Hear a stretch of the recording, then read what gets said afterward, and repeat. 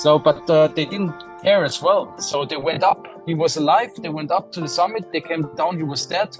Nobody cared. Yeah, that was actually the bad thing in my opinion. Today, I bring you into the 2023 tragedy on K2 about the loss of an inexperienced high-altitude porter named Muhammad Hassan. I have an interview with a climber who witnessed dozens of people stepping over Hassan as he lay mortally injured at 8,200 meters. Willi Steindl was climbing with Furtenbach Adventures, one of several teams that turned around during their summit bid after witnessing avalanches up high. They determined that conditions were far too dangerous, and while the team weighed their decision on turning around, Steindl's cameraman Fleming filmed by the use of his drone.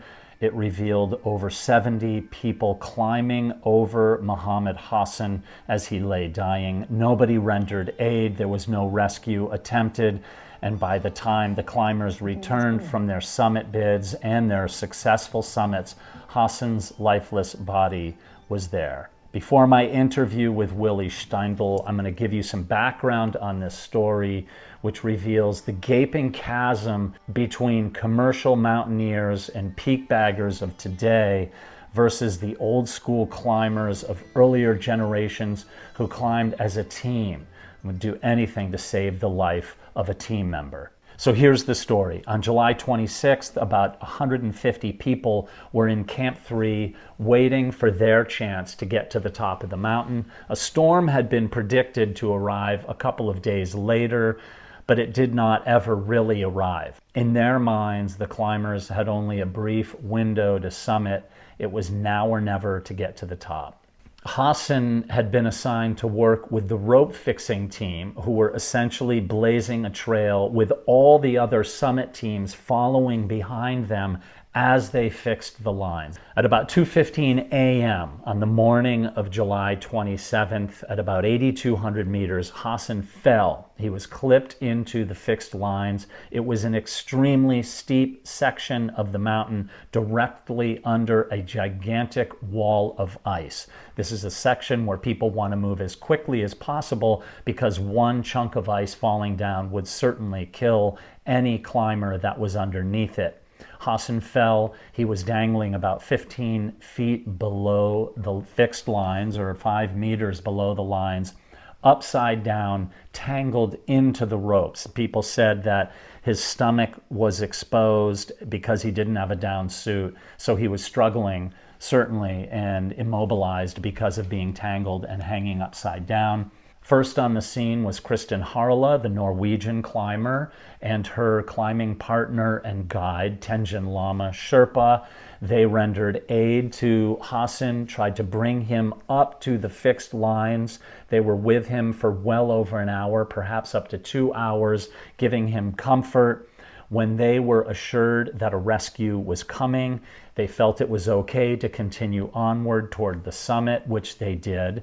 Their cameraman, Gabriel Tarso, stayed with Hassan for over 2.5 hours, sharing his own dwindling oxygen supply. In the hours that would follow, over 70 climbers stepped over Muhammad Hassan as he lay there struggling. It is reported that Hassan was literally reaching out and trying to grab people who were stepping over him. Obviously, he was in immense distress, hoping for someone or some people to rescue him or provide him with more oxygen. Now, it's unclear if anybody could have actually saved his life at such extreme altitudes.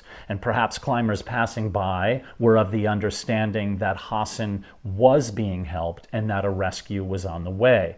Now, we have to remember that many of these climbers are paying clients who have very little experience in helping themselves, let alone arranging a rescue where they could move a body in such steep and dangerous conditions. I'm not saying that's an excuse necessarily, but many of these people might have been under that assumption that others were there or arriving soon to help Hassan. But the fact is, nobody attempted a rescue of Muhammad Hassan. He can be seen in the footage that He's being comforted by a single individual, but you can see people literally stepping over him. This tragic story is brought primarily to light because of drone footage that was being filmed that day by a cameraman, Fleming, who was working with Willi Steindl, an Austrian climber. They saw the traffic jam up high and also noticed that there was some avalanches sweeping down the mountain. Their team made the very difficult decision to turn around and not go for the summit. In that time that they were making that decision, Fleming raised up his drone and filmed for well over an hour. It was only after that that Steindl and Fleming reviewed the drone footage where they saw that Hassan was still alive and dozens of people were stepping over him on their way to the summit. Here's my conversation with Willi Steindl. So, Willi, tell me about K2. Can you just kind of walk me through what your experience was that morning or that evening when you left to go for the summit? Yes, for sure. It was like we started at I think at 11:30. We started for our summit push from Camp 3 to summit, and I arrived at 2:30 in the morning on 27th of July. Below the bottleneck, and in our expedition we were talking about waiting together below bottleneck because we wanted to see the situation, because we knew the conditions are really difficult this year. We knew there is a lot of snow, so we wanted to see together how the conditions are, and then we wanted to go further on approximately 8:1 to 8:2. Below bottleneck. We wanted to go further because we saw a long line going up to the summit, and we saw, okay, the people are walking, so it's actually quite good. We have to, we can do it this day. And suddenly there was an avalanche. There was an avalanche going down next to the bottleneck, and it nearly hit a lot of people. So it was like 5 meters next to the people's line. And at this point, a lot of climbers turned around, or actually all Western expedition turned around at this point, because they also realized it's too dangerous. And also we decided to turn around. Mm-hmm. And on our way down in Camp 4, it's on 8,000, my cameraman, Fleming, he decided to make some drone shots because we were filming for Austrian TV documentation. And so he was flying for 1.5 hours with his drone, but he was not able to see anything because the screen on the remote control is really small, and you couldn't see anything on the remote control. It's just little points. We went down the whole mountain, and on the next day in the base camp, we just wanted to see those drone shots because we were curious about how the film will be and stuff like this. And suddenly we saw, this guy still moving. You saw his friend and cousin, who was, or his cousin, he was like rubbing him that he doesn't lose any warmth. And you could see all those people stepping over him and heading to the summit. And actually, in this situation, you have to start a rescue mission at this point. So you need to bring him down as fast as possible, because otherwise there's no chance to save his life. It's not possible. You cannot think, I will give him oxygen, I give him warm water or something like that, and I just leave him there. No, you just need to bring him down at this moment. And he was still living. So we were really shocked because of those pictures, that nobody started to bring him down. Mm-hmm. And it's easy.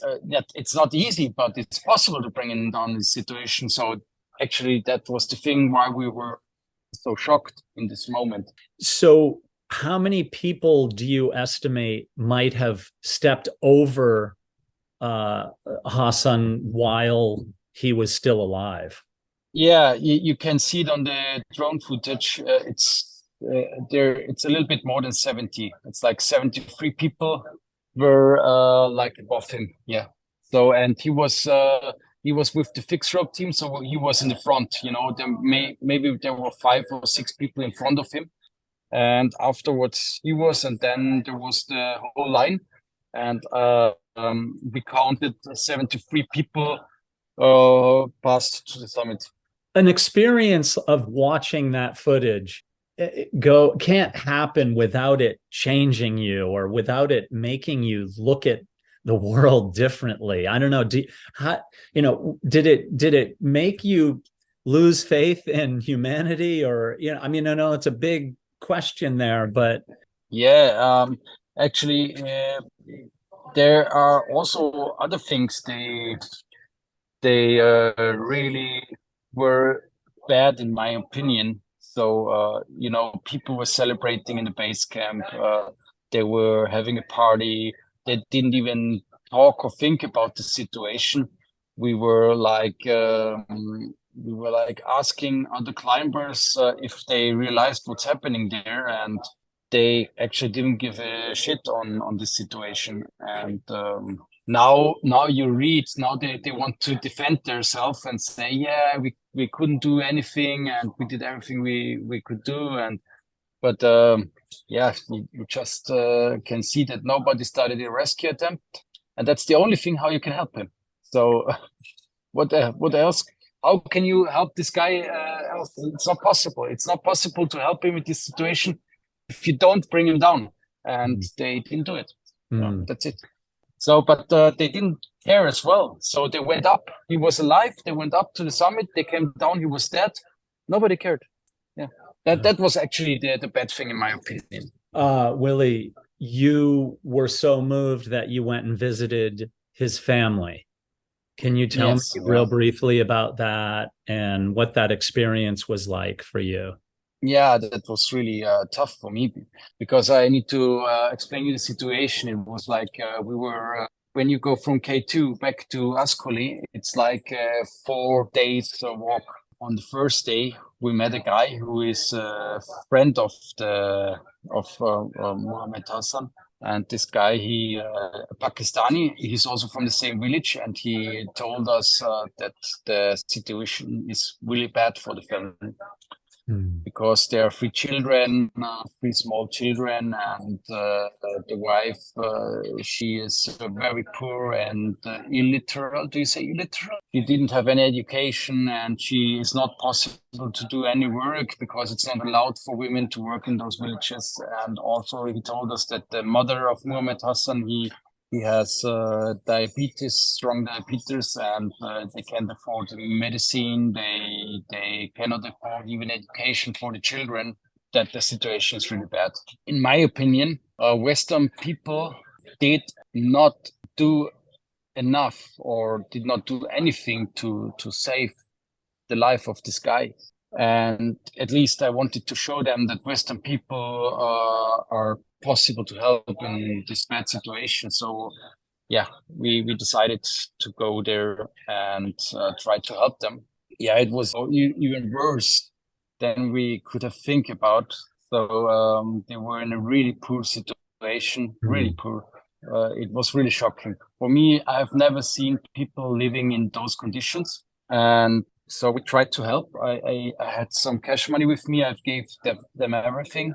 Yeah, she was telling us that it was the first time for her husband to go there, because he wanted to save some money, to earn more money and save some money for the education for the children. And he wanted to give the children a better life with better conditions. And that was the reason why I wanted to do this risky work up the K2. I told them I will go home and start a fundraise for them. And I try everything to help them, to show our responsibility. Because nobody helped Hassan up there, we want to try to help them now. Willi Steindl has started a GoFundMe page to help the family of Muhammad Hassan. The link to the GoFundMe page will be in the notes of this video. If you enjoyed this video, I hope you take a moment to subscribe to the channel and consider supporting me on Patreon or becoming a member of this channel. I'll put the link in the description of all the articles and videos that I utilized throughout this video. One thing that I wanted to share with you is I will be doing an interview with Angela Benavides of Explorers Web, who has been working diligently on a comprehensive article to explain everything that took place during the summit bid on K2 when Muhammad Hassan had lost his life. I will be interviewing her during this week, and I will be bringing that story to you as soon as possible. Thanks for being here. I appreciate you for watching. Do a good deed. Don't look for anything in return. Make the world a better place, one act at a time. Thanks for being here. Peace out, my friends.